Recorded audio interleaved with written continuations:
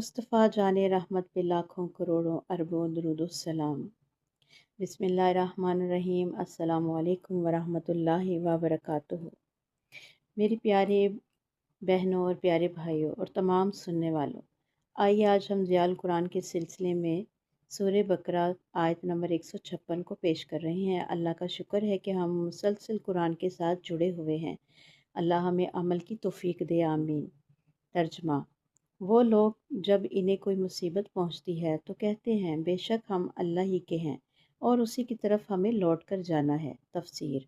यह आयत सब्र करने वालों की शान बयान करती है। मोमिन जब किसी आजमाइश, दुख या नुकसान में मुब्तला होता है तो वो शिकवा नहीं करता बल्कि अल्लाह की मलकियत होने का एतराफ़ और उसी की तरफ लौटने का यकीन रखता है। कलमात दिल को सुकून देते हैं, यही कलमात दिल को सुकून देते हैं और ईमान को मजबूत करते हैं। अमली पैगाम यह है कि किसी भी मुश्किल, बीमारी, नुकसान या परेशानी में फ़ौरन इन्ना लिल्लाहि व इन्ना इलैहि राजिऊन पढ़ें। दिल में सब्र पैदा होगा और अल्लाह की मदद करीब होगी।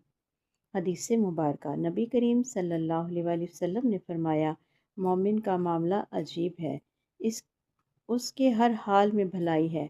खुशी मिले तो शुक्र करता है और आजमाइश आए तो सब्र करता है। सही मुस्लिम।